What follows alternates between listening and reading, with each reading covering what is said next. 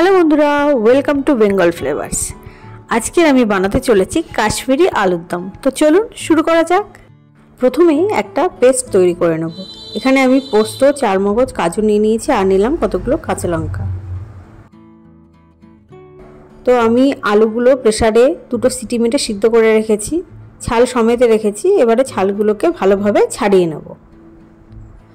কাশ্মীরি আলুর দম গোটা গোটা আলুতেই বেশি ভালো লাগে, তো চেষ্টা করবেন ছোট সাইজের গোটা গোটা আলু ব্যবহার করতে। তো বড় হলে অর্ধেক করেও করতে পারেন, তাতে টেস্টের কোনো ডিফারেন্স হবে না।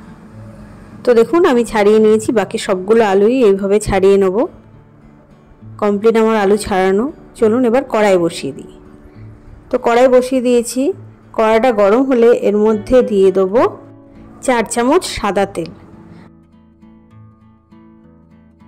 তো তেলের মধ্যে আমি অল্প একটু লবণ আর হলুদ গুঁড়ো দিয়ে দিয়েছি, যাতে আলুর কালারটা খুব সুন্দর আসে।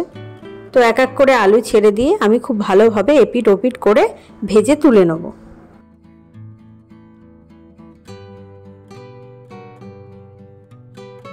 তো এক পিঠ ভাজা হয়ে গেছে, আমি আলুগুলো সব উল্টে দিলাম, আর এক পিঠও ভালোভাবে ভেজে নেব।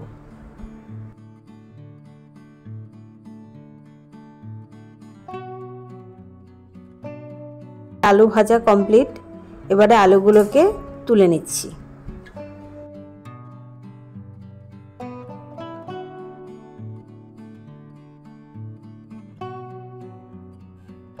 ওই একই কড়াই আমি দিয়ে দেবো এবারে গোটা গরম মশলা।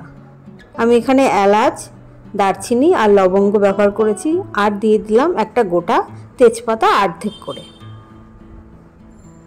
এর মধ্যে এবার দিয়ে দেবো আদা বাটা। আমি নিরামিষ কাশ্মীরি আলুর দম করছি, তাই শুধু এখানে আদা ইউজ করেছি। আদাটা তেলের সাথে একটু ভালোভাবে ভেজে নিয়ে তারপরে এর মধ্যে দিয়ে দেবো টমেটো বাটা। আমি এখানে মিডিয়াম সাইজের একটা টমেটো পেস্ট করে রেখেছিলাম, সেটা দিয়ে দিলাম। এটা খুব ভালোভাবে কষিয়ে নেব।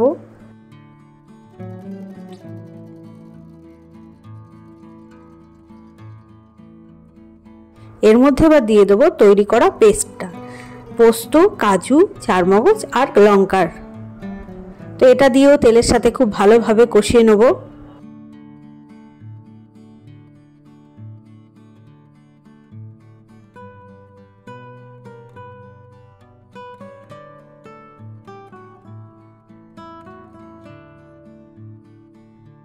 মশলা থেকে তেল ছাড়তে শুরু করেছে। হালকা একটু নাড়াচাড়া করে নিয়ে এর মধ্যে বাকি মশলাগুলো দিয়ে দেবো।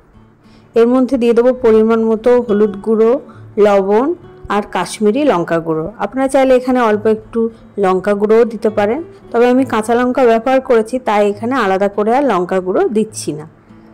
এই রান্নাটা খুব বেশি ঝাল হয় না, একটু মিষ্টি মিষ্টি হয়। তো আপনারা যারা ঝাল খেতে পছন্দ করেন তারা অবশ্যই একটু লঙ্কা গুঁড়ো ব্যবহার করবেন। এর মধ্যে এবার দিয়ে দিলাম পরিমাণ মতো জল। আমি এখানে হালকা গরম জল ব্যবহার করেছি।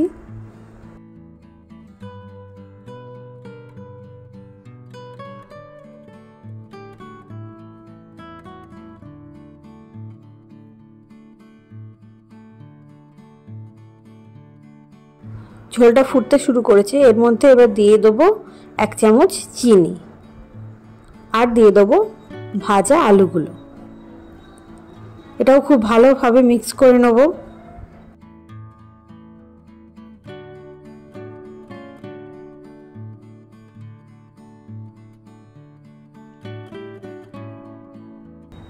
ঢাকা দিয়ে দেবো 5 থেকে 7 মিনিটের জন্য। তো আমাদের 7 মিনিট মতো হয়ে গেছে। তো দেখুন আমাদের কাশ্মীরি আলুর দম কিন্তু রেডি হয়ে এসছে। তেলও ছাড়তে শুরু করেছে। তো হালকা একটু নেড়ে চেড়ে দেবো।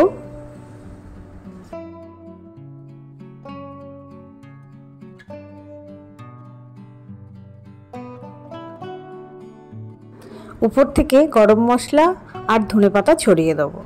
তো রেডি হয়ে গেল আমাদের কাশ্মীরি আলুর দম। এটা রুটি পরোটার সাথে খেতে কিন্তু দারুণ লাগে। তো এই রেসিপিটা আপনাদের কেমন লাগলো অবশ্যই আমাকে জানাবেন। ভালো লাগলে লাইক, কমেন্ট, শেয়ার ও সাবস্ক্রাইব করবেন। নতুন ভিডিওর আপডেট পেতে পাশে থাকা বেল আইকনটি প্রেস করবেন। Thank you.